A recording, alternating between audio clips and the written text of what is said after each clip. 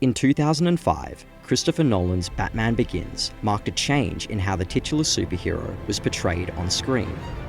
Instead of highlighting the fantastical aspects of the character like in previous films, Nolan instead collaborated with cinematographer Wally Pfister and editor Lee Smith to craft a grounded thriller that focuses on Batman's morality and motivations, embracing a mixture of classicist and realist styles.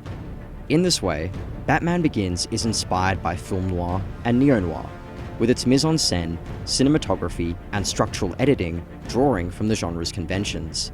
Therefore, by collaborating under a united vision, Nolan, Pfister, and Smith effectively utilized noir influences to deliver a complex and stylized portrayal of Batman's origins.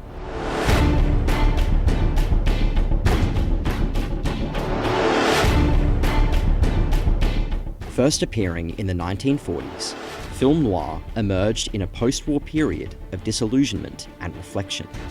Aiming to depict the gritty reality of crime, poverty, and corruption, films such as The Maltese Falcon and Double Indemnity defined this aesthetic for American audiences. In the noir genre, characters are morally ambiguous, have a fatalistic outlook, and are conflicted by their own actions, with scenes taking place in urban settings stylized with rain and harsh lighting.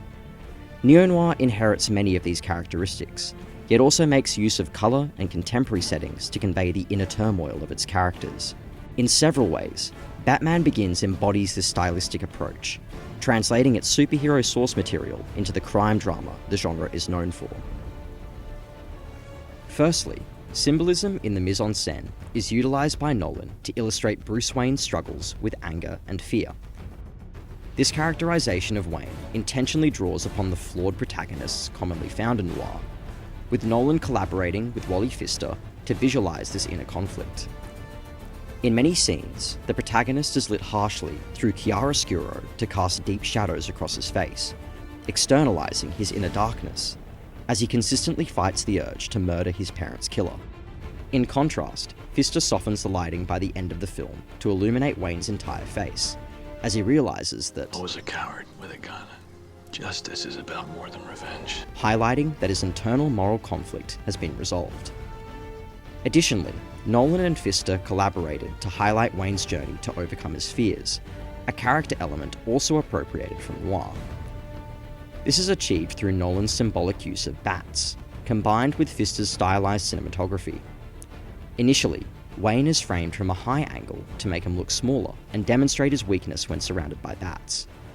However, during a later scene, this framing changes to a lower angle to demonstrate Wayne's feelings of empowerment, as he learns to embrace his fears and weaponize them against Gotham's underworld. Ultimately, through the use of stylized lighting and symbolism, Nolan and Pfister enrich the film's mise-en-scène to highlight Wayne as a noir-inspired, flawed protagonist. Designing the setting of Batman Begins was another significant point of collaboration between Nolan and Pfister, working together to create the film's noir-inspired urban look. In pre-production, Nolan specified that he wanted the setting to be a unique urban environment that reflects the psychological underpinnings of a dark character, an approach found across several films in the noir genre. To fulfill this request, Pfister travelled to several old cities to analyse their textures and colours, using this research to inform his cinematography and create Gotham's oppressive atmosphere. For example, Nolan utilises smoke and rain in the mise-en-scène to intensify the shallow depth of field in Pfister's shots, isolating the characters and heightening the claustrophobic nature of the city.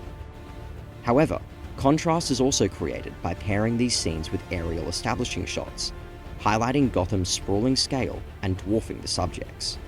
This implies that the characters feel trapped by the city's corruption and recession, thus turning the setting into an antagonistic force that Batman must overcome. Also, the contrasting yellow and blue colour palette draws attention to Pfister's techniques, whilst linking Gotham's visual identity to the high contrast black and white found in classic noir. These cinematic elements combine to create a stylized setting in Batman Begins, with Pfister and Nolan collaborating to realise the latter's artistic vision.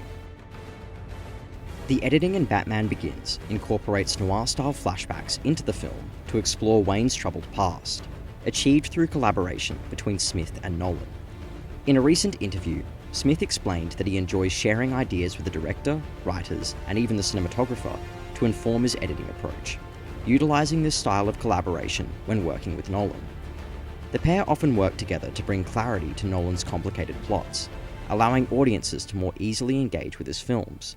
In this case, Lee Smith structures Batman Begins in a way that links scenes visually through their themes, editing on set to ensure consistency, while still keeping the events of the story non-linear through noir-esque flashbacks. In traditional noir, these flashbacks connect a character's past with their present, explaining the influence that their tortured origins have on their current actions. An example of this in Batman Begins is when Lee cuts between two scenes with similar moral dilemmas.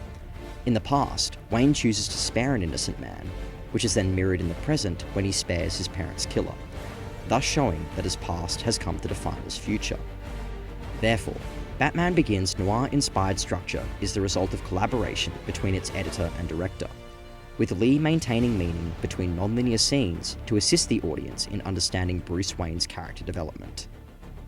In summary, Nolan, Pfister, and Lee work together to deliver a modern interpretation of the film noir style in Batman Begins. By sharing their ideas and being present throughout all parts of the filmmaking process, they successfully translate elements such as mise-en-scene symbolism, urban settings, and non-linear editing to bring their dark interpretation of Batman to life.